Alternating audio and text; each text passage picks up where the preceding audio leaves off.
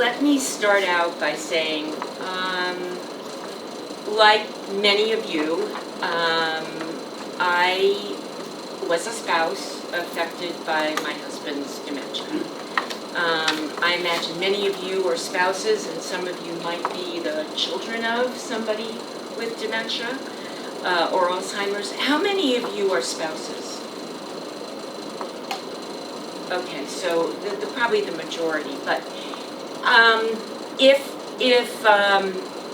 my comments feel I can't talk about what it's like to be the child of, from personal experience, but I can talk about being a spouse. So if my comments to those of you that are the children of people with dementia seem a little off or whatever, please remind me that, I'm not speaking to you directly enough, and I'll do my best.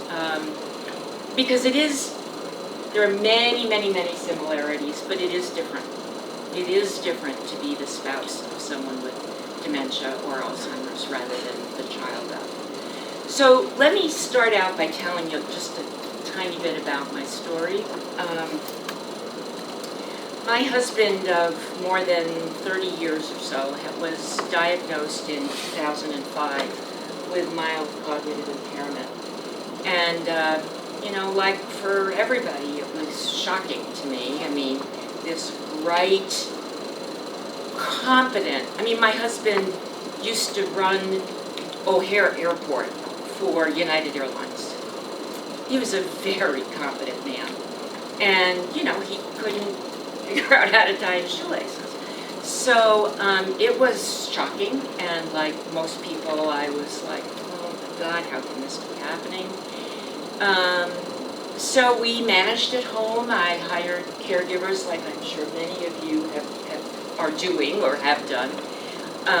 They came a couple days a week, a couple afternoons, and then a little bit more, a little bit more. By 2008, that had progressed to dementia. The doc said, yes, it was absolutely dementia at that point. And I still thought it was fine to keep him at home.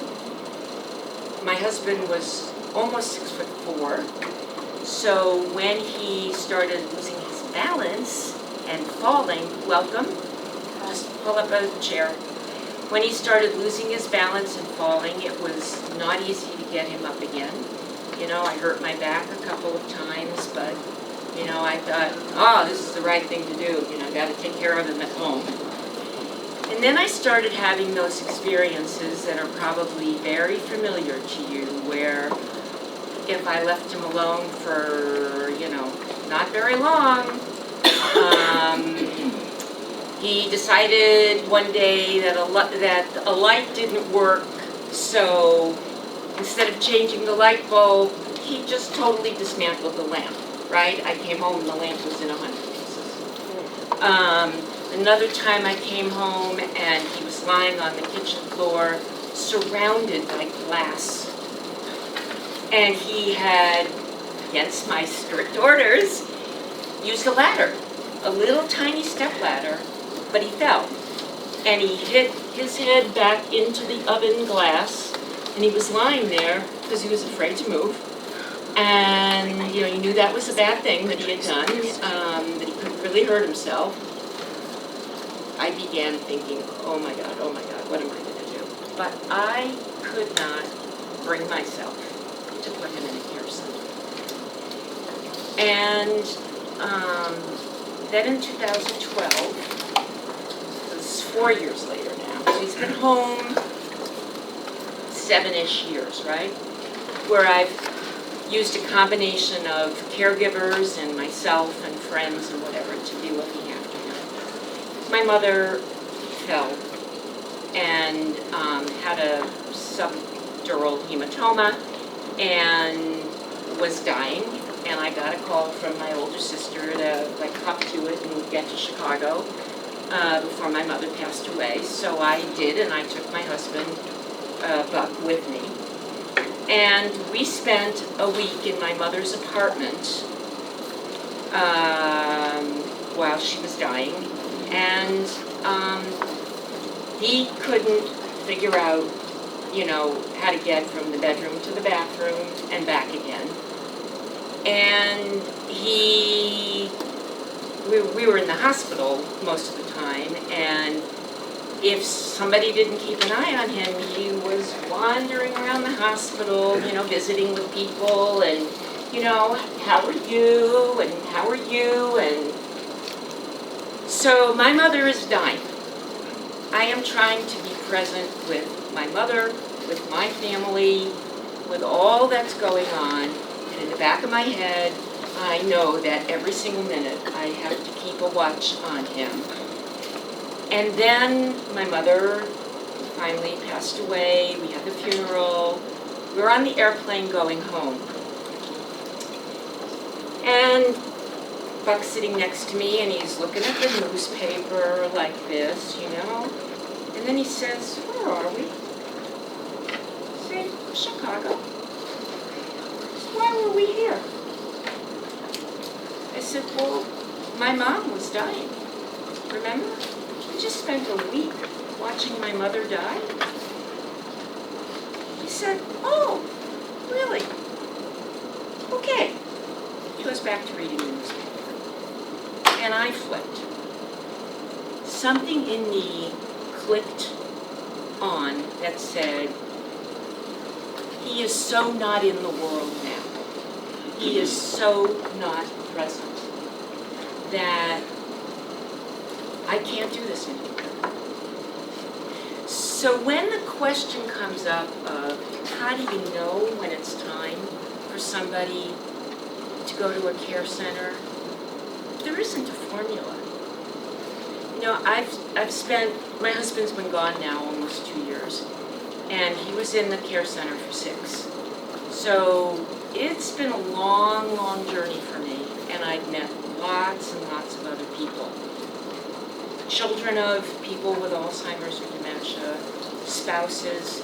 There's a group of us that we call our little widows group, the 4 of us that meet once a month and talk about our experience, and have become very important supports for each other.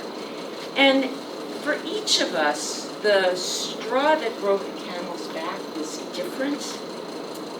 But it's, I think, the best way to describe it maybe is a sense that the person you're caring for is just not in the world anymore. And they need to be in a place that is built for them, that caters to them, that will look after their needs in a way that you cannot do 24/7. Because you're a person who has your own needs, and you cannot do for someone else 24/7, year in, year out. After I put my husband in the facility, and people started saying things like, "Oh, well, probably pretty easy now, right? I mean, you don't have anything to do. You just go visit once in a while." Well, I mean, that's not true. We'll talk more about that later on, and I might ask my friend Susan here to talk a little bit about that. But there's still a tremendous amount of energy that goes into caring for that person, even if you're not doing the actual day-to-day caring. But you have to be on top of everything that's happening in the facility, and there's still the whole emotional burden of all of that. But there is at least a little bit of space then to begin to take care of your own emotional needs, your own medical needs. Because I don't know about you guys, but I know that what I did and what I have observed most other people doing is, "Oh yeah, well, I do need to go to the dentist, but I'll do that later. Oh yeah, well, I got this problem in my leg, but it can wait because so-and-so's needs are so much more pressing," right? So there's a reason why statistically caregivers die early. There's a reason for that, because we don't take good care of ourselves. And you cannot do that forever. So, I guess the message I'd like to give to you about how do you know when it's time. You talk to your doctor. I mean, our doctor said to me, he will actually do better for a while when he goes to a care facility because he is still quite engaging. He likes to talk. He likes to, do word games. He will have a wonderful social life for a while in the facility. And by God, that was true. So for like the first year and a half, he was a star. Every time they were going to play crossword puzzles or any kind of word game, they went and got Buck because he loved it. And he would get other people to play. And he would make it fun, So he really was thriving. And part of me was thinking, does he really belong here? He's really not that bad. But all I had to do was take him out. And then I saw how confused he was by the outside world. And then I was reminded of why he needed to be in this very safe and sheltered place where he was going to get lots and lots of feedback for being good at some of these things, and that then he would be a happy camper. So some people think that if they really, really, really cared about their loved one, they would keep them home and they would hire full-time care.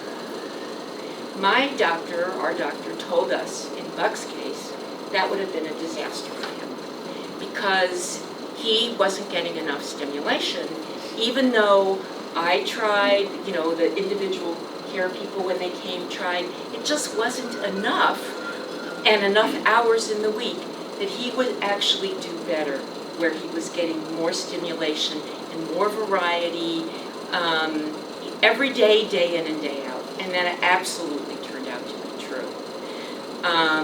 So, it isn't a sign of not caring that you would entertain the idea that it's time for your loved one to be somewhere that will cater to that person's needs, Doesn't mean that you don't love them. And don't let anybody convince you of that. And I guess I might say that, as strange as it would seem, there will be people who will not agree with your decision to put someone you love in a care facility. I was stunned by the number of people that just shunned me as a result. That really, in their own minds, what they were saying to themselves was, well, if she really cared about him, she'd be keeping him at home, right? And I just thought, how clueless you are. How dare you be so judgmental? But not only was it, people I knew, kind of reasonably well, not my closest circle of friends, but his two children, my husband's two children from his first marriage. I was a bad wife. Very bad wife. His daughter literally said to me, if I really cared about him, why didn't I hire full-time help and keep him at home? And I said, well, among other things, his doctor said that really wasn't in his best interests. And another thing, have you looked at the price of full-time individual care? I can't afford that. Are you offering to help? No. So, and this story,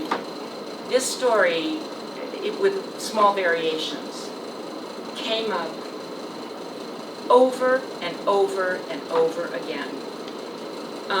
The first support group meeting I went to, when I brought up the topic of stepchildren,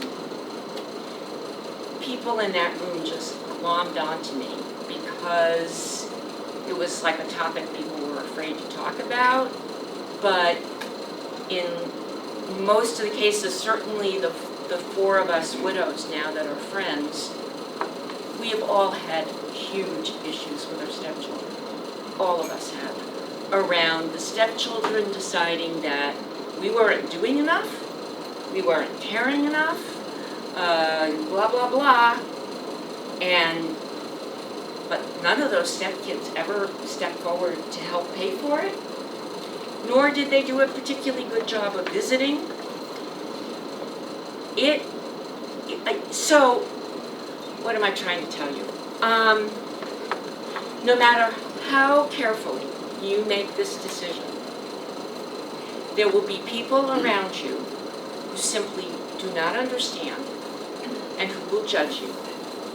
And you have to have the strength of character and your convictions that what you are doing is in the best interests of your loved one. And what's in your best interest too, because you have a right to a life. You have a right to a life. You do not have to work yourself to the bone trying to care for somebody whose needs have outpaced your ability to do that caring. And, forget the name of, what's the name of the book, 24-hour day isn't enough? 36, whatever.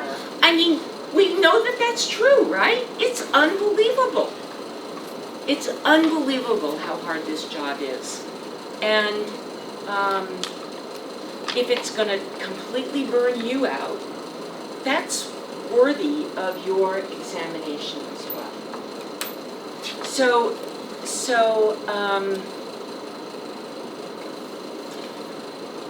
I guess I'm going to just pause there for a minute and see if that's making sense, or if people want me to clarify what I just said. It resonates well. Resonates well? Okay, good. Any other thoughts, comments right now? Ditto? Okay. All right. Well, we'll get into some more specifics as we go along, but I really wanted you to hear that message, because this was the hardest decision I ever had to make, and I imagine it probably will be that for you. And I can't guarantee, by the way, as we continue talking about this, that I'm not going to cry, because I already feel it coming on, because this is so hard. And I felt like, how could I do this to somebody I loved? How could I do this? And the fact that the doctor was saying, well, it's going to be better for him, and this, yeah, right.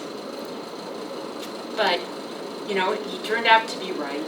And I know that after I placed my husband, I kind of collapsed. My best friend and I went to a little inexpensive spa, and she told me later that all I did was eat and sleep, and that, I was totally useless. I was exhausted, and I'm a pretty tough cookie. I mean, I've worked in the corporate world most of my life, and, I'm used to long hours and hard work, but I was wiped out by all of this. So, don't underestimate the toll that caregiving is taking on you. And I know there are all these pamphlets, how to take care of yourself as a caregiver. Right. Eat well, sleep well, get plenty of rest. Yeah, hello, what planet are you on, How do you sleep well when your spouse is waking up 20 times a night? It's a little hard, right? Yeah. Okay. So, let's talk about what it's like to actually choose a facility, all right? So, you have in front of you some guidelines that I put together that were sort of my thoughts about looking at care facilities.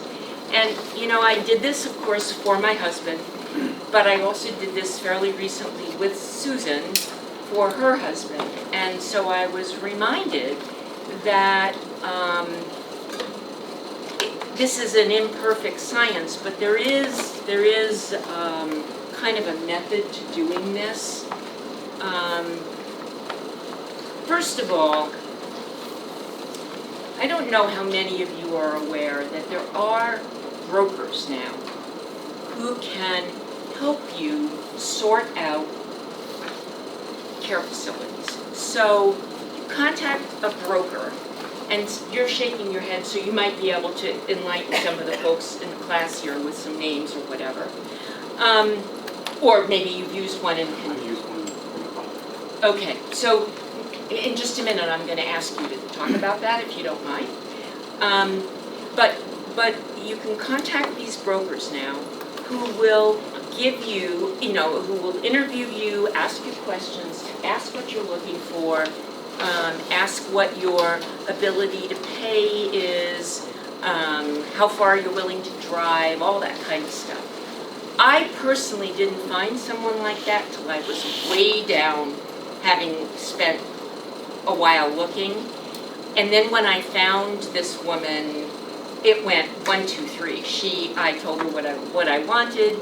She made up a list of like a dozen places. We spent 2 days looking at places, and by the end of the 2 days, I said, that's where we're going. Susan and I used some names that she had gotten in part from her social worker, and we went and looked at facilities, and again, you get a feel when you walk in right away about whether it's a potential fit or not. So there was one place Susan and I went, and it was supposed to be memory care, but they had little kitchens. Now, they had little kitchens in the rooms, yeah. So we walk in, and I see this little kitchen, and I'm thinking, oh, no. So I said something to the woman that was showing us around, and she said, oh, well, we can disconnect the oven. Thinking, oven? Hello? You're running a facility for people with dementia or Alzheimer's? And, why is there an oven in the first place? And then I was thinking of Susan's husband, who will dismantle anything he can dismantle. Because that's where his agitation comes out, is in his hands. And I'm thinking, even if they turned the gas off, they would have an oven in 100 parts in very short order. What are these people thinking? And then I realized, given the nature of the rest of the facility, that was a show for families. That's a way to say to the families, oh, you're not really doing a bad thing. You're not putting Aunt Sadie in a bad place. Look, she's going to have her own little kitchen, blah, blah, blah. Totally inappropriate for people with memory care issues, right? Right. And most of you are shaking your heads, yeah.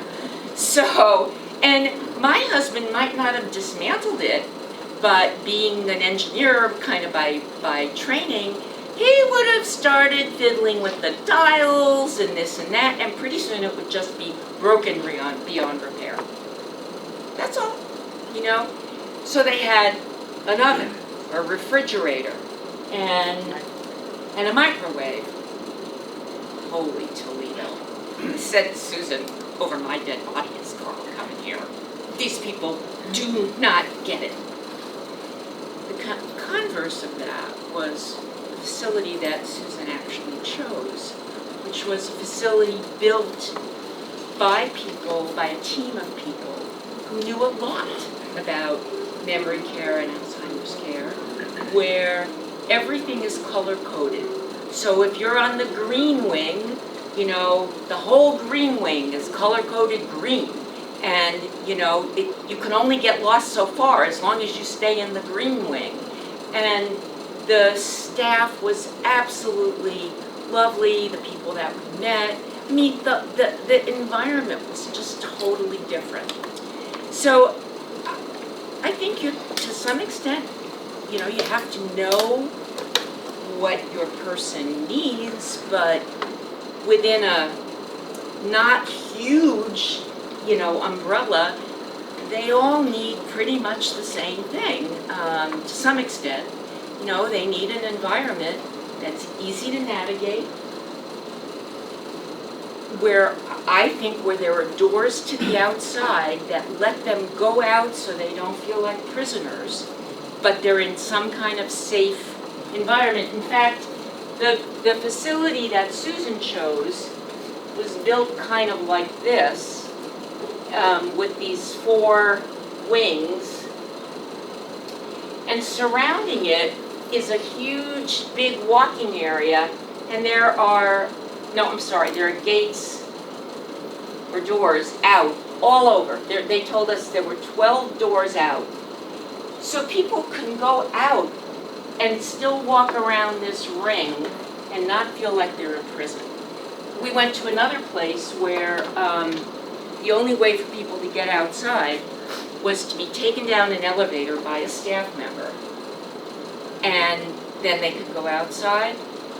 Well, how often is a staff member going to have free time to take somebody downstairs and outside? I mean, all of these places are understaffed. They all are. So, I mean, that to me was like, no, not working. Where my husband was, there were 2, for memory care, there were 2 wings that faced each other, and the whole middle part of it was almost like this, was a big courtyard, and people from both of those wings could go into the courtyard, and it was really big. So we wound up planting a garden, and, but people couldn't go out there and go for walks by themselves or with friends or with staff. It was really nice. And so to me, that's important. So the elder care checklist is here, and my suggestion is that you just take a quick minute and look at the questions here.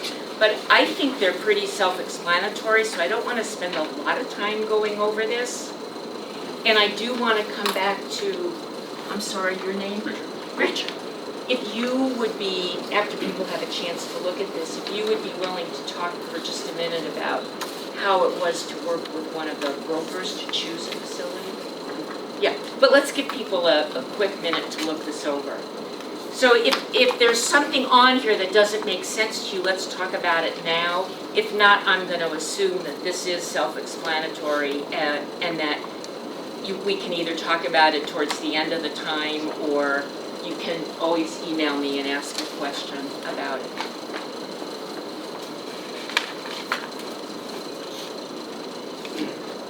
Are we good now to go on? Okay. So Richard, tell us a little bit about working with a broker. We used a broker. My dad needed to go into first when he had a fall, brain swelling. He was never the same after that. He was in a coma, came out of it after a few days. So we went to a nursing home, rehab nursing home, for almost a year, and that was it was doing okay. They're very good there. It was very expensive. I won't even say how much it was. It was so expensive. And so after all, my sister, and that was in Westchester, New York, Westchester County. And my mom was also, after my dad fell, we knew my mom couldn't stay by herself anymore in her old apartment. So we moved her to an assisted living facility, which didn't have an oven. Okay. That's just assisted living, so yeah. Just had a microwave, which she never used. Goes down for 3 meals a day. But anyway, so she was in assisted living, and he was in a rehab nursing home, separately. Right. But we wanted them to be close so we could visit, Sure. So they were like 20 minutes from each other, close to my sister, and I visit from Philly every so often. After a while, my sister and I go, this is getting crazy. So we used a broker that, I don't know who recommended it, whether it was the facility or somebody else. And the problem is, it's not easy to find places that have beds, availability for the needs you want them for. But he helped us find a place, it was a memory care center, that he stayed until he had Billy was hospitalized towards the last month or so of his life. I'm not sure whether it contributed to that at all, like, the care was as good as it could have been. You can't really look back. Could you but speak that up had a nothing to do little with the bit? broker. Sorry. But anyway, the broker helped us find a place. My dad, for like the last 8 months of his life. And you need someone in Westchester, New York. I have his card. So At the home. brokers, you're done, okay. The brokers, By the way, and he also, he met us there. uh-huh, And then when we signed up, he was there. Right. He, right, took us through all the steps. right. The thing you need to know about the brokers, they don't cost you any money. Right. They are paid, though, they get their commissions from the facilities. So you have to know, going in, that, they may be showing you facilities that, where they're gonna potentially benefit. And so that's just a word of caution to you. But I think it still will expedite your looking. And it's an avenue worth checking out, which I just didn't know about till much later in the process. You probably should do your own due diligence, checking out the places that they recommend. If you can do that. Oh, for sure. Like I mean, you go and you visit them. Yeah, definitely. Yeah, you go and you visit them and you spend a little bit of time there and you observe. So here is the second sheet that you've got, which is called Care Center Observations. Those are some of the things that I would suggest to you are the things that you look for when you look at a facility. So, like what I was referencing about the layout of the building, that's what I mean in number 8. I'm not saying that's the only layout that works, but it's just, that one I thought was particularly well thought through. Yes? I have a question. Yeah. What is the process for finding a broker? Where does one look? Or who do you associate with? In Oregon, where I'm from, what I did was Google, long-term care facility brokers. But I didn't do that at the beginning because I didn't even know it existed. But I bet if you Googled that here in Philadelphia, you would get a list of names. You just did? Okay, and are there a lot of them? There are. Okay, so I guess that's what you do. Now, maybe, Felicia, do you have more resources about that? You can always call us, Allison or me, for recommendations. Yeah, but the one that comes to my mind right now is A Place for Moms, so that is one that people use. But That's national. yeah, That's national, and, I don't know them. Right. But some people might prefer something more local, I don't know, whatever. and not necessarily a broker, but a care manager might be another person Oh. to call. Okay. Yeah, but we can give you, yes, Susan. Well, Yeah. and the difference between a care manager and a broker is that you pay the care manager for their services. And it's their job then to interview you and learn about what works best for you and your husband. And then, that for me, the care manager, after Sharon and I vetted a whole bunch of places, which the care manager put us on to, then she and I went to several that I thought might be possible, and then she was sort of my advocate there, but I paid her, so she was Right. getting nothing from the facility. I feel there's a little bit more objectivity Yeah. in using a care manager, but there's also a cost.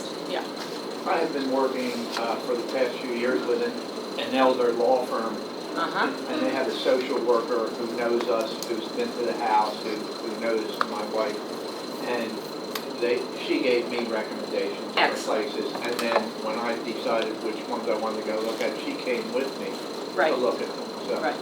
and I think she was fairly objective in what she suggested. Yeah, so there are many ways that you can get some assistance with this. So, okay, we're gonna move along now, and let's talk a little bit about what it's like on move-in day.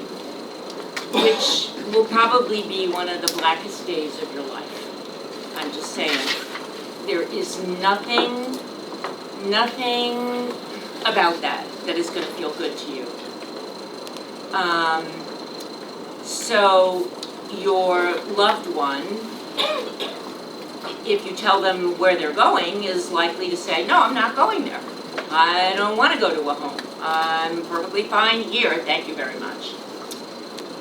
So in my case, what we did was I asked my best friend and her husband, who were our very close friends, to help me. And I had Glenn go with my husband and go do something for a few hours while my best friend Sandy and I moved all my husband's stuff into his room. And then we texted Glenn and said, we're ready. And he brought Buck to the facility and we said, well, this is your new home. And he had a fit. And, you know, rightfully so. I mean, he felt like, how could I do this? And he was so angry at me for probably 3 or 4 months. He just could barely look at me. And maybe some of you will be luckier than that, but I wouldn't count on it because I don't think most people that have dementia or Alzheimer's can understand why they're being moved. And they're afraid of it. They're afraid of the whole experience. And so I think you can expect, unless you're extremely fortunate, you can expect a few months of really unhappy behavior, which will make you question what you've done. And make you wonder if you really haven't been the awful villain that, you know, your spouse is accusing you of being. And all I can tell you is that it's really normal. And that they say it takes roughly 3 to 5 months for a new resident to adjust. And that appears to be the case. And after 3 to 5 months, they kind of forget about their house at home. They may still talk about going home, but they don't even know for sure what that means. They will say things like, you'll show up and they'll say, let's get out of here. And you'll think, oh, they really want to go home. Maybe. You know, it's hard to know for sure exactly what that means. But it's pretty typical of that adjustment period. And I see some heads nodding, so I don't know if some of you have had that experience already. Do you want to comment on that, Richard? Bill. Bill, I'm sorry. Okay. Sorry? That's That was Richard, sorry. Sorry. Yeah, actually, it's been 3 weeks since we moved my wife into a facility, and how long do I have to be here? When am I going home? Right, I'm not living the rest of my life like this. right. And then the next day, there's no mention of it at all. So it's, you know, it's an ongoing process. And but I'll tell you, you know, all the things you've talked about, the feelings of guilt, and did I really need to do this now? I mean, they've all been there. You know, I mean, it's been the most difficult experience of my life I'm sure, so far. I'm sure. And I keep trying, and it's like I'm lucky in the sense that her sister and our son, he's my stepson, have been totally supportive. So, you know, which makes it 100% easier. I haven't had any pushback from anybody. You know, everybody's supportive me, but it's you know, it's a difficult decision. Sure. And I know intellectually that it's the right thing. It's just getting it into my heart. Right, right. I'm sorry. You'll get there. You'll get there. That's why I'm here. Yeah, good. Anybody else want to comment about moving a spouse what it's like? Did you want to comment? I did want to comment, because it's been 3 months now, so I'm glad to hear 3 months. It's in some ways harder for you because you know what you do understand, all the implications. You do understand that you went from knowing absolutely everything and taking care of everything, managing everything, to letting someone else, some other people take over. And the pain, the emotional pain, exactly like Bill says, intellectually, no problem. But you've been suffering all along, and then to now sort of give up and know nothing. People said to me, well, is Carl sleeping? And I'm like, I don't know. I don't know anymore. I know almost nothing about him. And that made me feel even worse. So, but I will say that it's now been 3 months and 1 week, and it's getting better. It is getting better. And I'm adjusting, still, but I am adjusting. So we're going to shift a tiny bit now, and I want to talk to you a little bit about what it's like. Okay, you've now made this awful decision. You have moved this person you love into this facility. Well, what's it like to go there? What is it like to be with people, with a whole room full of people who have dementia or Alzheimer's in this facility? And I've seen people do it really well, and I've seen people do it not so well. So I'm going to introduce you to a game that they play at care centers all across the country. And personally, I think it should be an Olympic sport, but so far nobody's asking my opinion. But we're going to divide up into 2 groups for a few minutes, and we're going to play a game called balloon volleyball. So we have the balloon. There were the visitors like me, and then there were the visitors who came and would never do that. And I think those people missed a huge opportunity to connect with their loved one. So you know, I'm not, maybe you know, as a visitor, you don't have to do every single thing that they do, but I want to urge you to get as engaged as you can and be part of the life of the community. And it doesn't hurt either, you know, to get to know some of the other residents, because my husband had been in the military and had been a pilot in World War II. He's a lot older than me, but he had been a pilot in World War II. There were several men of his vintage there. They loved to get together and talk airplanes and talk about World War II and whatever. I loved those conversations. I learned stuff, you know, but I participated in them even after I had heard them for the 15th time. Didn't matter, because that was my way of visiting with my spouse, and who he was going to socialize with was who I was going to socialize with. And some of those men became very dear to me. In fact, after my husband passed away, there were 2 of them I continued to visit because I was really fond of them until they were gone.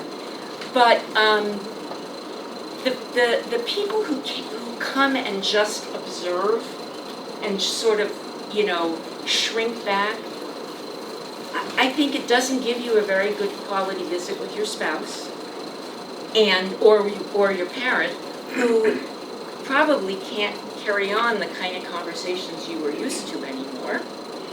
And it also, I think on some level, communicates to them that you don't consider these activities worthy or useful. So I really want to stress that for your own benefit as much as for your loved one, try to engage as much as you can. Now, having said that, I wouldn't show up at a care center at 7:30 in the morning because everybody's waking up. People, all kinds of people need help getting up, getting dressed, getting getting their teeth brushed and whatever.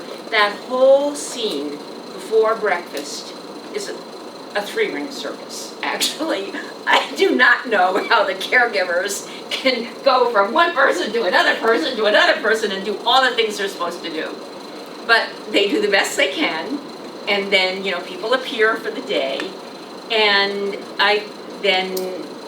depending on the way the center operates, there may be a lot of, doctor things or med-related things for another half hour or whatever, and then breakfast.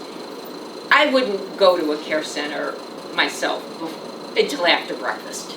I mean, I think you're just asking to feel like you're in the way, and you kind of are in the way. But after breakfast, typically there'll be several activities, and maybe then a little snack time, and then lunch, and then after lunch, often there's a little rest period, and then maybe 2 or 3 more sets of activities with another little snack time in there. And then some facilities have activities after dinner, but many of them do not. And there are multiple reasons for that, including the fact that so many residents will have their best part of the day early in the day and get worse as the day goes on. And so they find that the participation really drops off in the evening. And people also tend to start going to bed earlier and earlier. So in a lot of facilities, they don't have evening activities. In the facility where my husband was, he was wide awake until 10 o'clock at night. And at the beginning, they didn't have any evening activities, and I complained.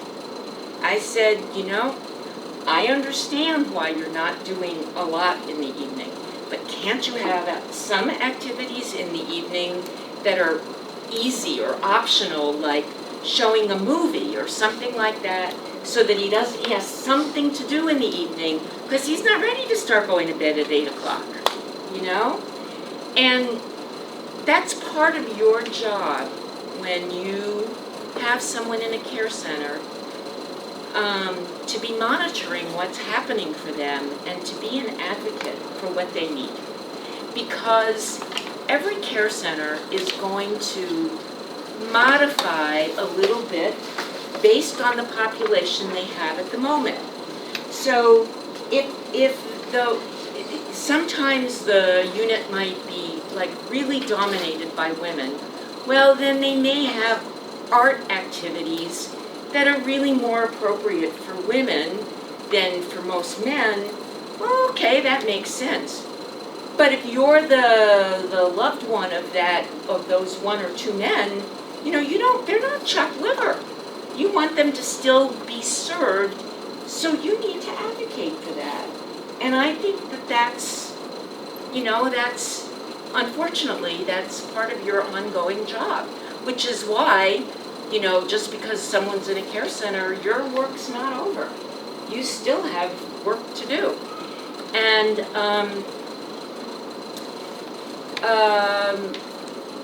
in a lot of care centers, the activities person doesn't work full-time. At least that's been my experience in Oregon. They have lots of care centers where the activities person is only part-time. And I just found that pretty unacceptable. And so I just kept lobbying for more services and more activities. So, I don't know, you're pretty fresh in this area. You want to say anything? Well, one of the reasons I chose the center that I did was because they had longer hours, they had more activities than any other place I looked. Mm-hmm. And they started at 9:30 in the morning and they go till 7 at night. Mm-hmm. Minus meals lunch and breaks. Right. So that's one of the reasons. Because quality of life, I think, as much as the person is able to participate. And as it turns out, my own husband isn't participating in a lot of those activities. But I still like that they're there because things change. I mean, Right. he didn't used to go outside either. When he was at home, he never went outside. Now, but I chose this place with all that outside space, partly for myself. I thought, well, I'm gonna wanna go out, and I'll drag him out. Don't have to drag him, just like, let's go out, let's go out. So it changes. Right. So maybe he'll start participating more. Right, right.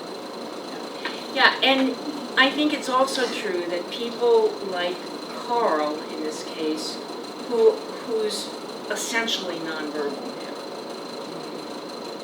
have a more limited set of activities to choose from.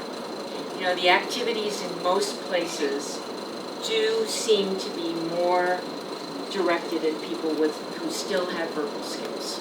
You know, they may not be perfect anymore, but they still have some verbal skills. So that's a bit of a dilemma, but I think you just have to keep pushing for the staff to find ways to serve even the nonverbal people with activities. Because when people are engaged, you know, they're going to be a lot happier, and it really goes right to quality of life. And if they're happier, you're happier, right? Right. Okay, so here's what I'd like to do now, because we have about another hour left. I'm going to ask you to form into groups of 3s. And I want you to have 2 people in the group with you who you don't know. And maybe none of you really know each other, but I don't know that. So I want you to choose 2 people that you don't know very well, and I want you to form a group. And here's the task that the group's going to have. I want the group to think about, talk privately amongst yourselves about what are the 1 or 2 burning questions that you have about putting a loved one in a care center or supporting a loved one in a care center. What are the questions that are keeping you up at night, right? And talk a little bit amongst yourselves, and then if you can, as a group, choose the 1 question that you think is the most applicable to the whole group, and then we're going to collect those questions. If you would jot that down on a little piece of paper and give them to me, then we're going to answer as many of those questions as we can in the remaining time. Part of the reason I'm doing this is that there are some topics about care centers that are very sensitive to people, and they might not want to ask the question publicly. So I'm hoping that by being in a smaller group, you will have the courage to talk about what's on your mind and bring it forward, and then we can handle it, you know, anonymously, but still give you an answer that will no doubt be to the benefit of everyone else. Does that make sense? You understand what I'm asking you to do? Okay, so you're going to have 15 minutes in your groups, and what I would suggest is that you go, you know, you kind of go round robin and let one person put out a question, make sure that you ask enough to clarify it and understand it. Don't try to answer it in the group. That's not the task. The task is not to answer each other's questions, but to surface the questions that are really gnawing at you and get them so that we can talk about them as a whole group. All right? So you've got 15 minutes to do that, and then give me your questions, and then we'll go through them one by one. I don't know if there's paper. Grab some paper. I'm gonna get paper. Everyone, I'm gonna run out and get some paper, so hang tight. I'm right there. Always bring my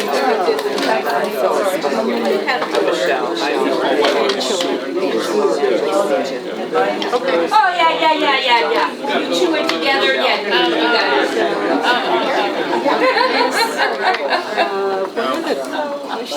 If you can't make a 3, make a 4. Oh, that's much better. Okay. Features of that facility. Oh, thank you. So we moved my mother into a facility last year.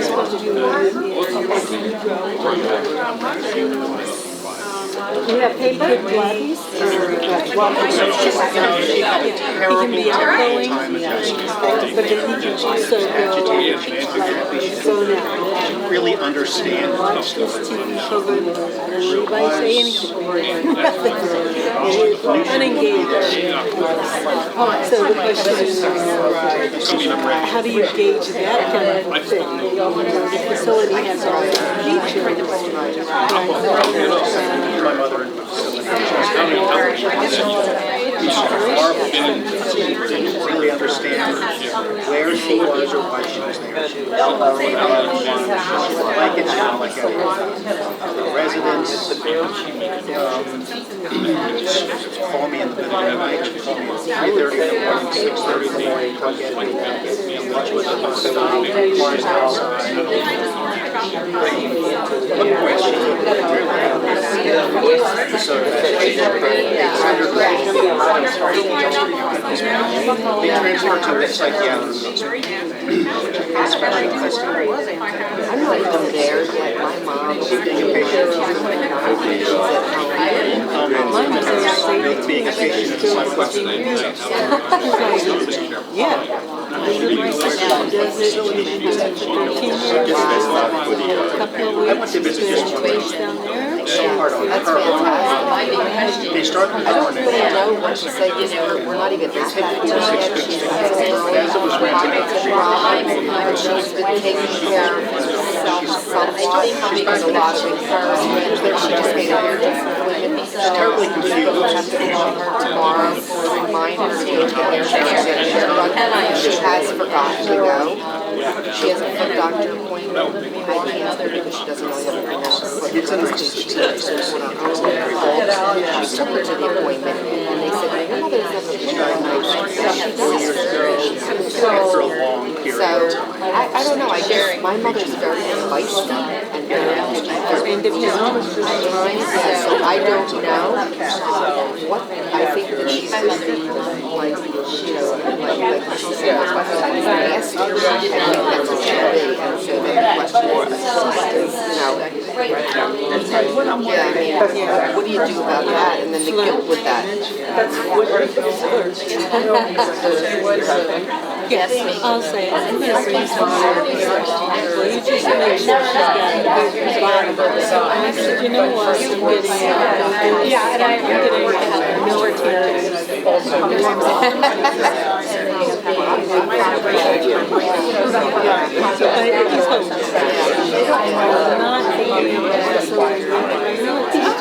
Yeah, I know. I think, I don't know where we're going to be at this time. I feel like the guilt should be doing it.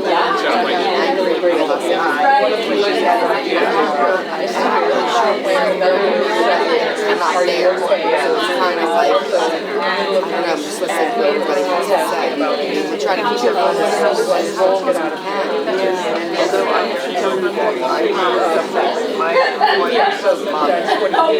was down in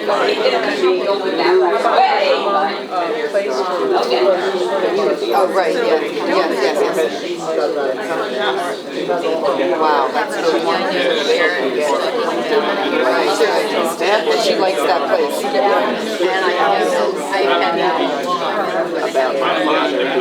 too late for the village. Who's taking care of the father? Well, we have here, but I'm in a couple days. Right. If someone comes in and live at home.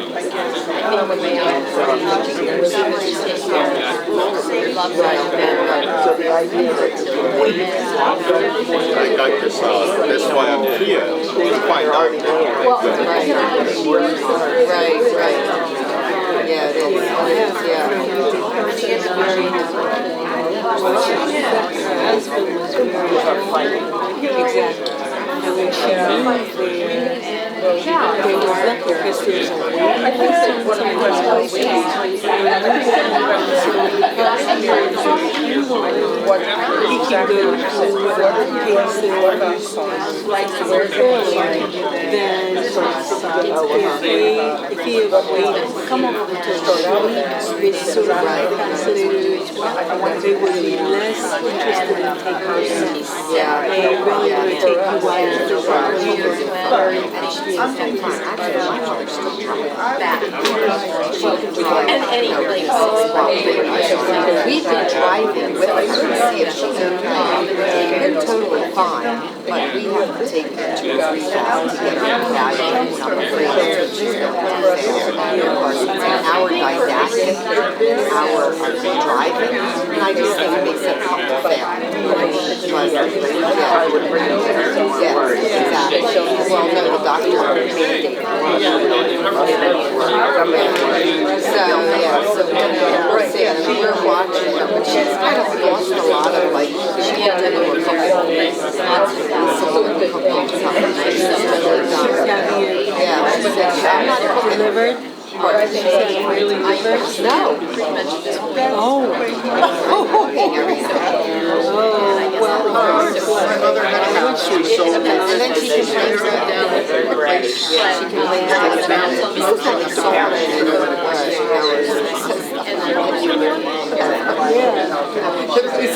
salt shaker. Gobble it up. I don't know, I just don't know what we're gonna do. Right now she's working, but she is forgetting a lot.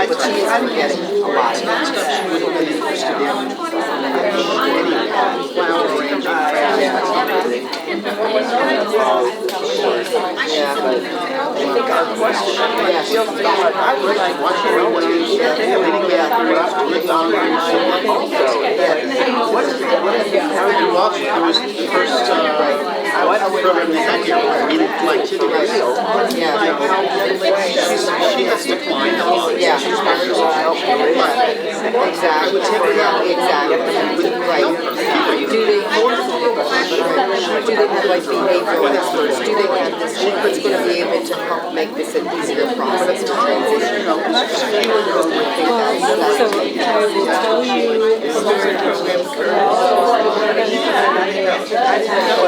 When I go in the mornings, I have to check out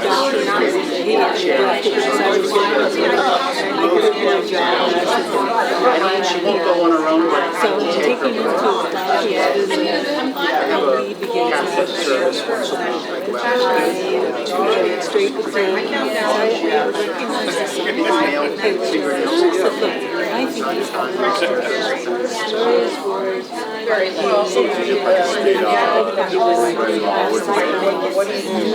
when they took him right in, they said, you're right.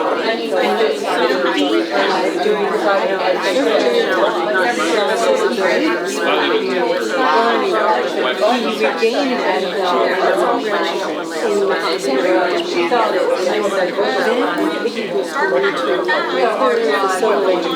To continue his walking, so we looked at different facilities. We went to one and they said, oh, they showed us a Okay, let's try to wrap this up in about 5 minutes, all right? So be sure you've got your top question or two.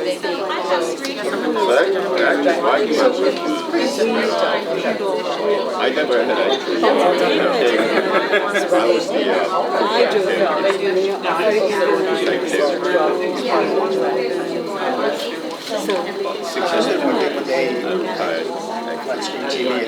I guess I'm pictures of it. I actually wanted to Somebody would recognize it and they talk about it. So I go to the desk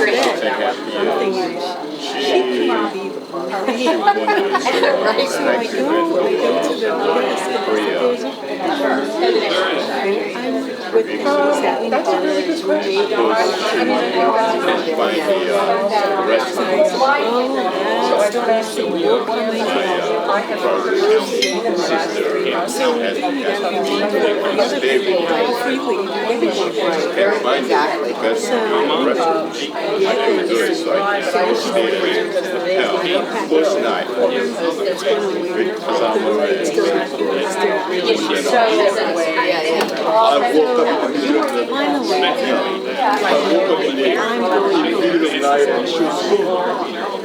drive home. So I went to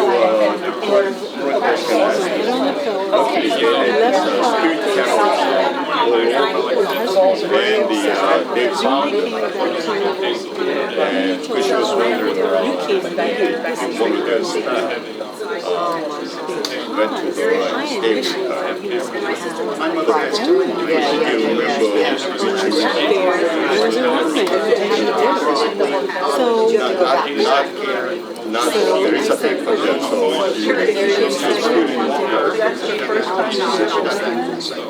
well, yes. I found out calling her on the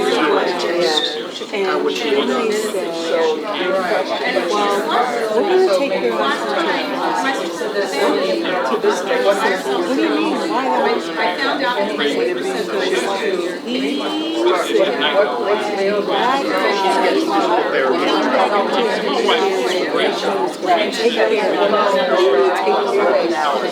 So she was very tired. I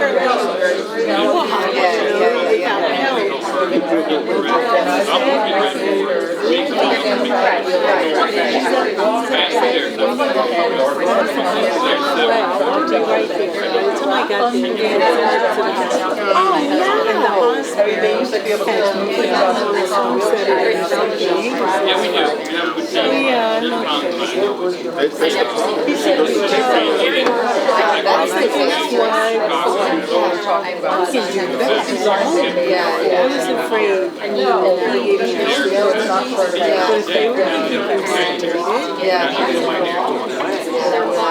So when you talk about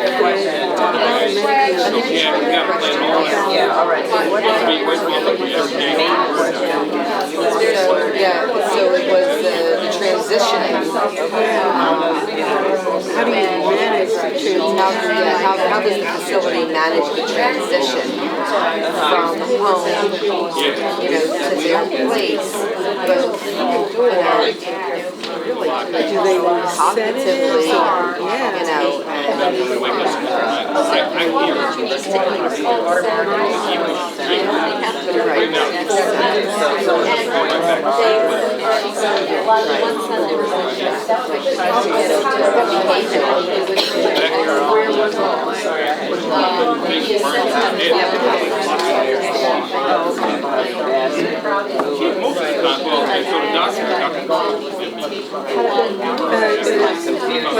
right, the single she just said, do they hand food? Do they, they're not sedating them to calm them down. They're using words or some sort of tactics to keep them calm. What about a night? The other thing is, how do you pick the grades? Yes. Individual Selection of a roommate. or most patients than single room. Right. Exactly. Is the opportunity for different lots of times. To what extent most patients Sometimes you have places you don't have a choice and they have to have it.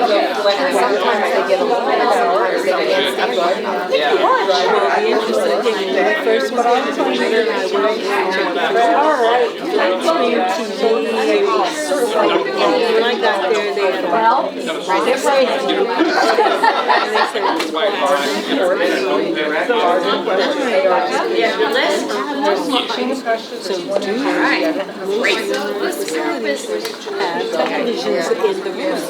So it's all they should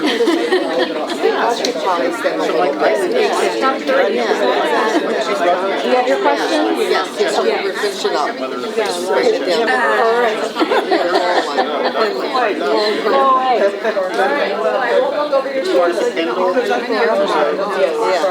I'm ready.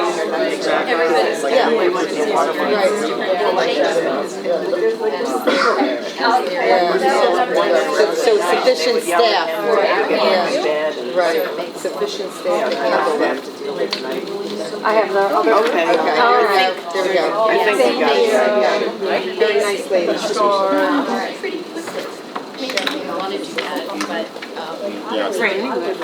Okay, I'm going to ask you to end your conversations in your little groups now. Thank you.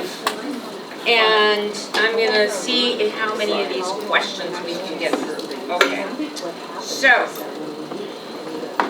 So there are a lot of questions here I see about the cost of care.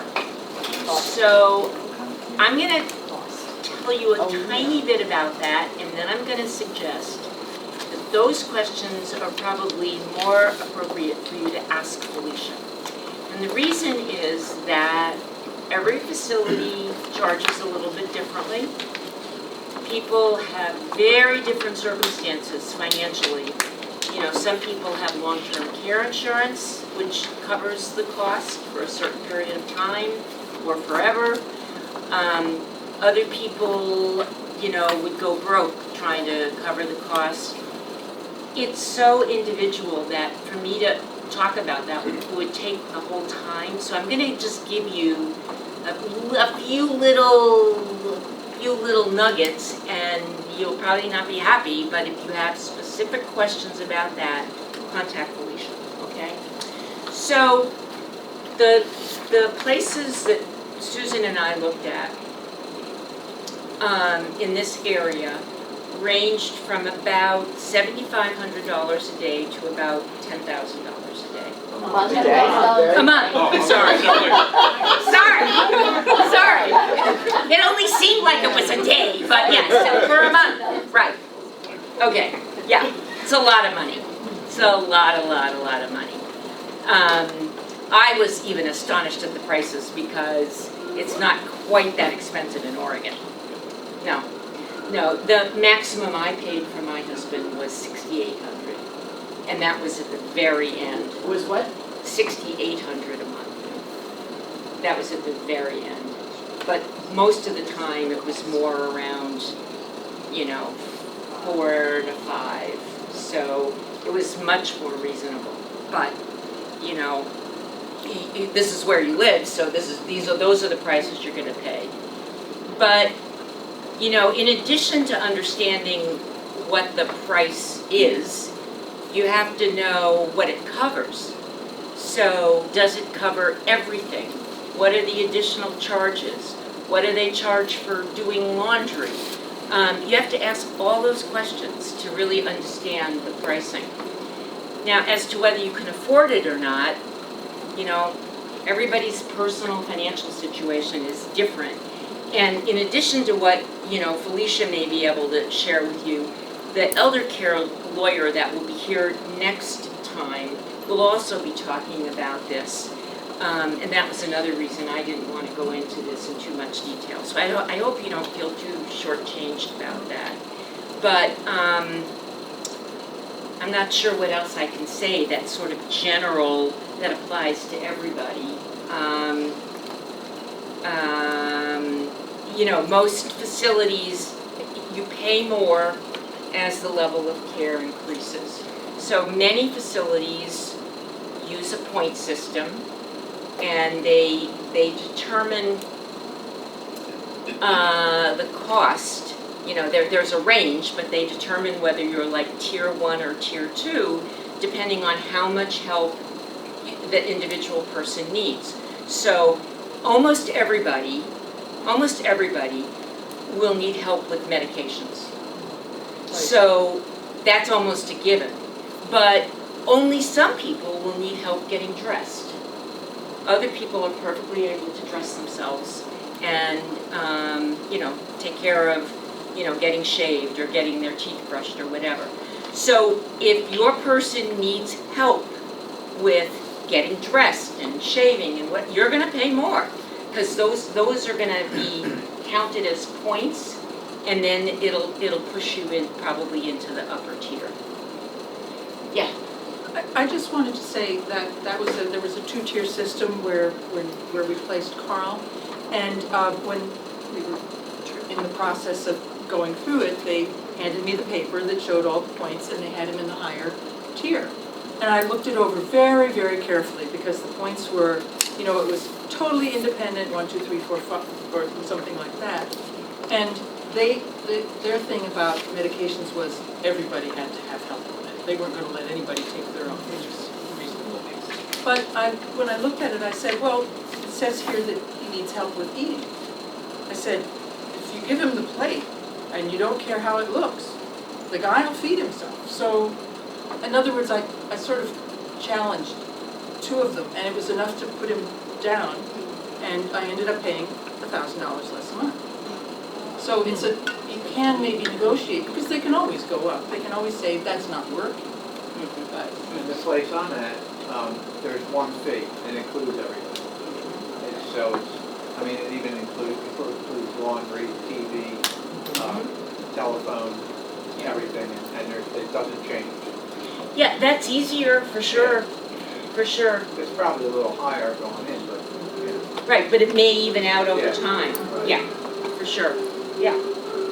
So, I hope that will satisfy that, there are some other resources that you can access to get more specific information for your situation. Okay? Just email me. Yeah. You all have my email address, because I'll email you all about my company. So, here's a question, yes? I just wanted to say, just to offer, money is a source of a lot of anxiety for most people. And this is extremely expensive, any type of care like this. Right. So I have to say, my mom, you're still in the home, the whole thing, but I went through like about a week where I just spun completely out of control. Thinking, oh my God, we're gonna lose the house, she's gonna lose all of her savings, I'm gonna have to be responsible for her, there goes my pension, and all of this stuff. It's like, I was going nuts. And I'm a lawyer, but I'm not that kind of an elder care lawyer. I did contact an elder care lawyer, and I have to say, I've not even met with him yet. He just sort of gave me some counseling over the telephone, and because he had worked with some coworkers of mine who are also lawyers, and they were able to save their family home. So all I can say is it's really important to get in with an elder care lawyer, because it'll really help maybe alleviate some of the concern. You would be surprised, you can put money in an annuity. There are ways to protect some of your assets. If you're an adult child and you live in that home with that parent, as long as you've been living there consistently for 2 years before, if they apply for waiver services with the state, you don't lose the home. So there's a whole bunch of stuff. There are a lot of rules and Medicaid and Medicare regulations, Medicaid and all of the other stuff. It's very, very complicated. And I know I would be a fool of a client if I relied on myself, because I don't really know that area that well. Even though I'm responsible for the nursing home contract. But so I just want to say, Thank you. elder lawyer will really maybe help you out. Thank you, Michelle, and That's great. thank you for that preview to the next session, which is Right, basically. right. Okay? Yeah. If you haven't registered, send me a note. Okay, so here's a question that says, how does the facility manage the transition from home to the center? Cognitively, behaviorally, sedation, with a question mark, selection of a roommate, and night staff. Okay, so there's a lot there. Let's see if we can talk a little bit about that. So, the cognitively, what people who work in care centers are trained to do is redirect patients, or residents, sorry. Redirect. So if I see you wandering, pardon me for picking on you, but if I see you wandering around the hall, and I'm the employee and you're the resident, and you are just wandering, I'm gonna say, hi, Glenn, where are you going? Where do you want to go? And and you're gonna say, oh, I want to get out of here. And I'm gonna say, you know what? We have a great program going on now in the TV room. They're watching a nature program. Why don't you come with me? And we'll what? That's redirecting somebody. So the cognitive confusion about where they are and why they are there will be fairly routinely over and over and over again addressed by the staff. And sometimes it will work and sometimes it won't. So sometimes your person's going to get really, really agitated. And if that happens and persists for too long, then they may call someone on the nursing staff and say, so-and-so, Glenn in this case, is so agitated, we just can't get him settled down and he won't eat, and yeah. Well, then they'll look and see if his doctor has, written orders for him to have any kind of anti-anxiety medication. and maybe they'll give it to him. And if there are no orders for that, they may get in touch with the doctor and say, you know, we're seeing this pattern where every morning, in the late morning, this particular resident gets so agitated and he's out of control and we cannot figure out a way to soothe him. Could you look at providing an anti-anxiety medication? So the staff work fairly closely with the nursing staff and with typically a doctor on call. And they will address the ongoing situation, you know, as it develops and changes, because it will change. And maybe for the first few months, Glenn here is going to be so anxious, he's going to need anti-anxiety medication, and then maybe he'll settle down some, and they won't need it, and they'll stop giving it to him. Or they'll give it to him, and because he's not so anxious, he'll just clunk right out. And then they'll know, oh gee, we're over-medicating him, we'd better back off here. So that's, again, part of your responsibility in watching your loved one and seeing what seems appropriate and normal to you. And if you remember that when that person was at home, they got anxious every morning, that's one thing. But if you say, you know, I never saw this behavior at home. This is new behavior, and we need to do something about it because this is not good for him. So you have to continue to be an advocate and have your eyes and ears open. The staff, I believe, will do what they can, and I think they are trying to do as good a job as they can do, but they don't know your loved one like you do. And the longer you wait to put your loved one in a care facility, the less they're going to really know about that person, because as more of the self kind of falls away, that person's less and less able to be who they used to be. It's harder for the staff to understand what their needs and wants are. Does that make sense? So there are some questions here about, well, how do you really know when it's time? And I remember saying this to you. I said, don't wait until Carl is so far gone being Carl that it will be impossible for the staff to be able to discern what his wants and needs are. So I can't give you a formula for when the right date is that you move someone, but I would suggest to you that you think about moving them while there's still enough of them intact that their personality can show through, so that the staff have a better chance of grasping who they are, who they were in their life, and bringing in things that help that person remember who they were in their life. So my husband had been a pilot during World War II. He was a bomber pilot. He was a POW. He had this rich and long history around airplanes. Then he started working for United Airlines. I had his room filled with airplanes. I had airplane mobiles. I had posters of, you know, the trainer plane that he was trained on. And every time he looked at it, he would say, "That's my Stearman. You know, I learned to fly on that airplane. Just that kind of airplane." And I'd say, "I know, that's why the poster's there, you know." We got a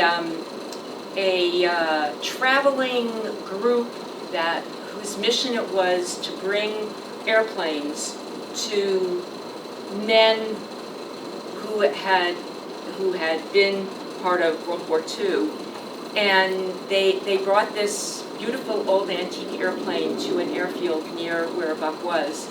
And they let him go up in that airplane, and then they let him fly it, which I was on the ground. Recently, I think. Did you? Yeah. I don't know, I don't think it was him, but They brought an airplane. Right. A pilot with dementia. right. Took him up. They also had a guy that used to race cars and let him drive a race car. There you go. So when they got the plane to altitude and it was safe, the pilot turned the second controls over to my husband and let him fly around that airfield.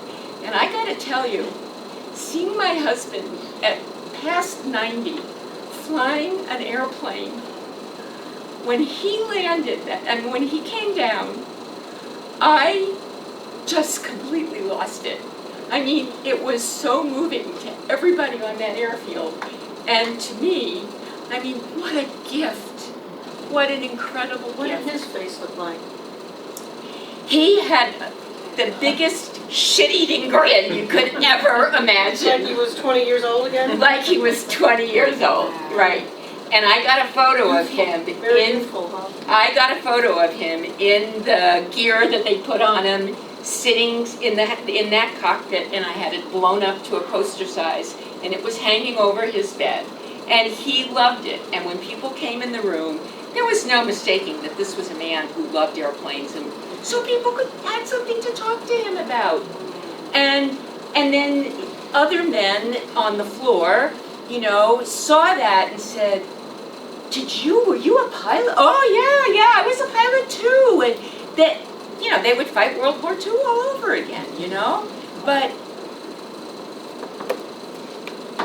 to honor the legacy and the life and the legacy of the person that you have brought to a facility like that, and sort of keep that alive is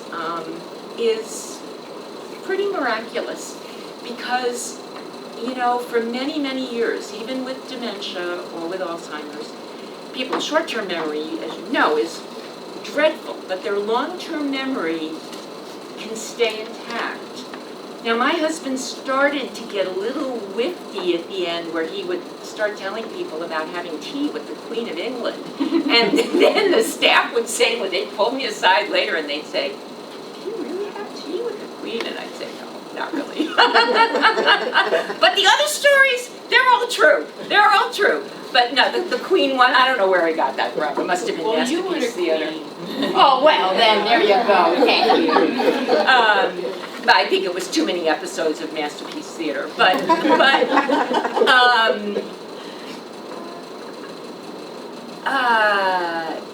you want to do what you can do so that your loved one isn't just another resident, you know? Everybody had a skill or a talent or something that made them part of who they were. And if you can keep that alive for them, that's priceless. And the staff will be so grateful to you, because it helps them know how to relate to that person and what they can do with that person. Does that make sense? Mm-hmm. Yeah. Okay. Isn't there a high staff turnover at facilities like that? So how do if someone makes a connection with their loved one, then they could be gone the next day or something? That's true, and it's tragic. And it's because those people work their fannies off and they get paid minimum wage. Right.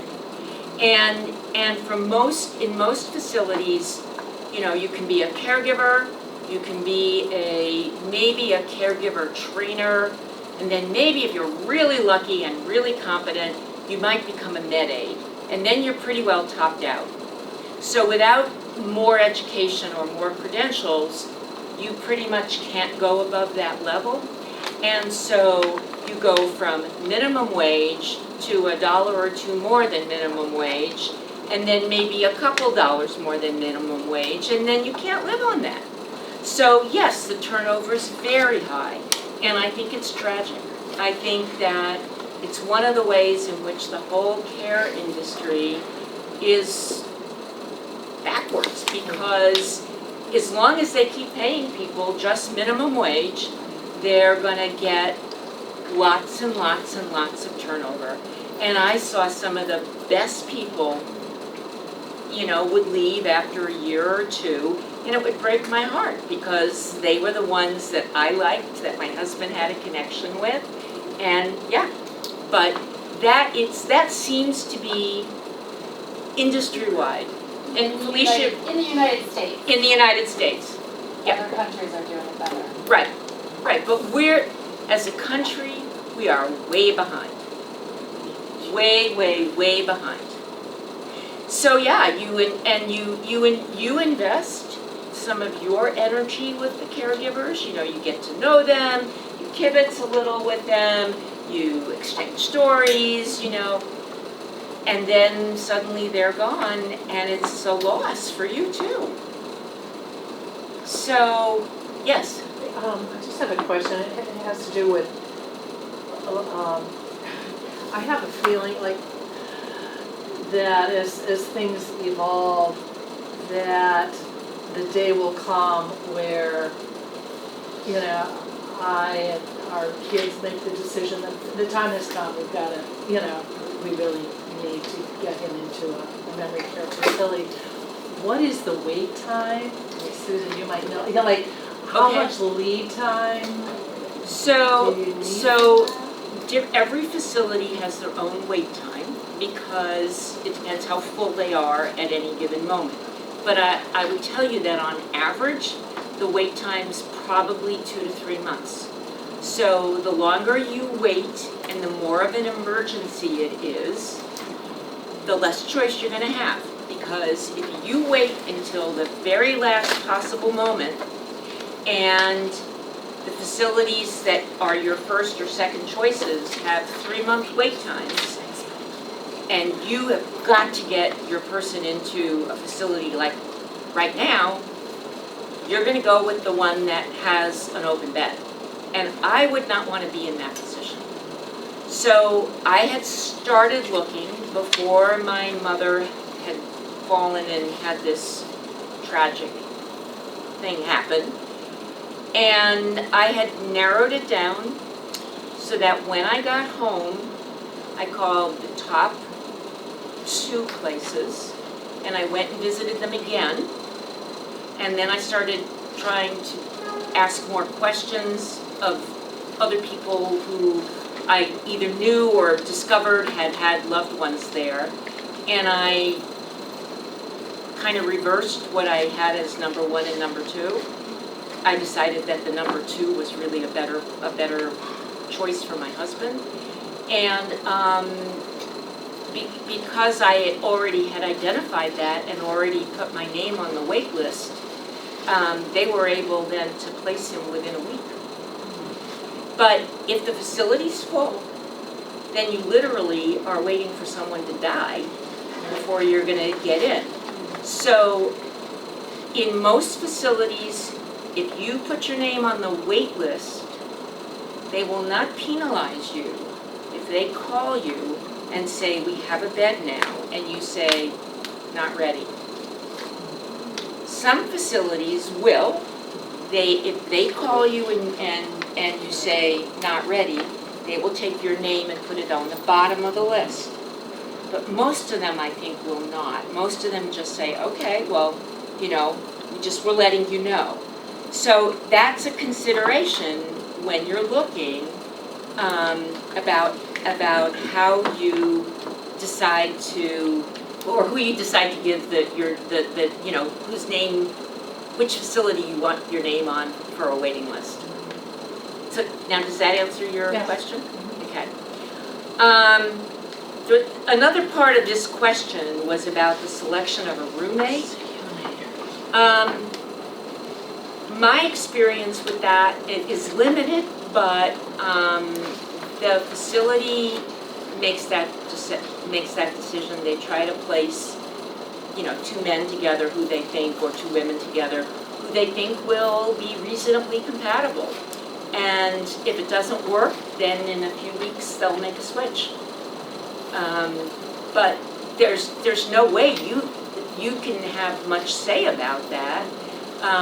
You know, you don't know the players, the other person. So you in that situation, you just kind of have to trust the facility to make that choice for you, and to then work with them if you see it's not working. So Buck eventually, at the beginning he didn't have a roommate, but eventually as he declined, he got a roommate, and this guy had his TV blaring all the time in Spanish. So I went over to him one day and I said, "Do you speak Spanish?" He said, "No." I said, "Well, you know, your TV is really loud and it's all in Spanish." And he said, "It is?"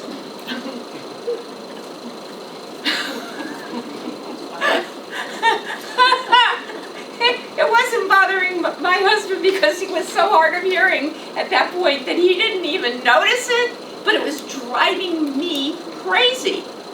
So I went to the staff and I said, "You got to do something about the television. You know, he's not watching it. It's in a language he doesn't understand, and it's up at, like, you know, the volume is ridiculous." And they couldn't do anything about it. No matter how many times they turned it off, he'd turn it back on. Finally, I just said, "Sorry, you got to move, Buck. You know, you just got to move him because I can't stand it. I can't be in the room with him with that TV screaming at me." And they said, "Okay," and they moved him. It was no big deal. So I don't know what else I can tell you about roommates, but you know, it's kind of the luck of the draw. And actually, when they did move my husband, he got a roommate who was much younger than him, who actually had early onset Alzheimer's, but who was also a pilot. Wow. And had been in Vietnam. And this guy decided that my husband was like his World War II hero, and he was going to be his protector. And it was a beautiful thing to behold. He wouldn't let anybody take advantage of Buck or what. I mean, he was so kind. And he was one of the people I visited after Buck died because he had been very good to him, you know. And every once in a while, Buck would say to me, "Who is this guy?" I'd say, "He's your roommate, you know, the one who's like so nice to you." And he'd go, "Oh, okay, that's good. What's for lunch?" You know, he couldn't keep track of the fact that he had a roommate. That seemed really weird. Okay, and here's a question about night staff. Are there enough staff to deal with the night? Well, That was my yes. question, and I will freely admit it. Okay. My dad was in rehab recently, Uh-huh. and like there was I think maybe there were 2 people on staff for the entire floor of 40 or so. Wow. You know, clients, whatever they were, and he, you know, like many other people, he likes to get up and walk around. Right. And then he's hungry, he wants a snack, he wants a walk, you know, whatever. Right. And they would try to push him back into bed, and then of course Right. he'd fight them back, and you know, and eventually, you know, like it was just a bad scene, and we had to hire someone to sit with him and then take him for a walk at night. And you know, it's like, what are the questions you ask me, like how many staff you have to deal with the thing, you know, are there ratios? I mean, there are places to look this stuff up, how many nurses should be there, because it just felt like there was nobody there, and they didn't want to be bothered with dealing with him. Yeah. You know, I think the problem for a lot of facilities is that they have a theoretical ratio. But let's say that, like where my husband was, there were 20 beds on that unit, okay? The last place that he was. He was in memory care. There were 20 beds there, and they typically had 3 staff on, okay? Most of the time that was adequate. But if you had one person who was having a meltdown and needed the attention of 2 staff members, that left one person to deal with the whole rest of the floor. And maybe they could get help from another unit, maybe one of the, a visitor like me would step in and say, oh, I can lead balloon volleyball, or, little miniature golf, I'll take everybody outside and play miniature golf, no problem. But, they staff for the average situation. They can't staff for the moments when things just get out of control, which is going to happen from time to time. So there are They periods. all have dementia. What? They all have dementia. They in all have memory care dementia. place, so it's kind of Right. happen. Or somebody gets a urinary tract infection, which is very common on a dementia unit. And when people get UTIs, they typically get very combative. And I mean really combative. And the sweetest little old lady with white hair who looks like she wouldn't harm a fly is ready to just knock your eyeballs out. Let me tell you. And they get feisty. Well, again, till they get that person treated, it's probably going to take a lot of staff energy, which then other people are not going to have. So, to answer your question, how do you know, what the right ratio is? I mean, I guess for memory care, it seems to me that something like, generally speaking, 3 to 20 or 3 to 18 is reasonable, but it is not going to be adequate all the time. And then you also have the situation of, even if there are 3 people scheduled to be on duty, an hour before shift change, somebody calls in, they're sick, they're not coming, and they can't get a replacement. Well, then they're running the entire shift with 2 people instead of 3. That's not great, but it's going to happen. It's absolutely going to happen. Have you had that experience? Yes. Yes, I bet you have. There's supposed to be 2 people during the day for a unit that holds 14. And oftentimes, because of what you've said, staff turnover, illness, they have floaters that move from one to another. They'll bring in our place, the management they won't come in for the whole shift, but they'll come in and take care of some things, so. Yeah, it's challenging. It's very challenging, yeah. How about you? I haven't seen a problem yet. I mean, during the day, it's the woman that's in charge of the unit. There's 22 beds, and there's the woman that does the activities, and then there's usually about 5 caregivers. Wow, that's a lot. Yeah. That's a lot. Huh. Wow, that's very unusual. I haven't seen any place that would have had that many caregivers to 22 beds. So that's wonderful if you were able to find something like that. See him. Yes? Isn't there a state requirement that we have so many nurses on staff for so many people? I don't know about Pennsylvania, but I know in New Jersey. Felicia probably can Oh, answer that sorry, I question. didn't hear your question. Isn't there a state regulation that they have so many? You know that, Becca? I don't know it. No, sorry, I don't know. I'm sure there is, but I don't know it, and both Elsa and I could look into it. So here's another question that says, during the first 3 to 5 months, do any give up the will to live and pass away? I suppose. I'm not aware of that personally, but I'm sure that does happen. That's what I had in my head for like my mother. That the day that we put her in is probably gonna be forgiven. It might be, but you also might be surprised if she can get engaged with activities, make some new friends. Yeah. You know, And she that's- might that's what she discover a needs. whole new. And I don't know if the facility, if they'll do that, you know, if she gets have her sit in the room, you know. Oh, no, so that's one of the things you want to find out is when you have a person, you ask at the facility, when you have a person that's spending a lot of time in their room, how do you get them out of the room and engaged in activities? What do you do about that? And you ask them that and then you hold them to it.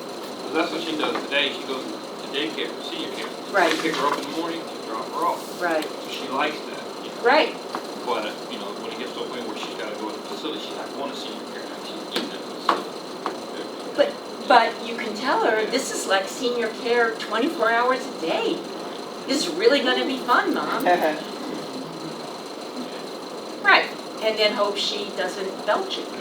Yeah. That's another thing, like trying to drop her off. Yeah, that's hard. It's very hard. Yeah. Okay, so we're about out of time. I'm going to ask you if you would fill out the forms that Felicia left for you.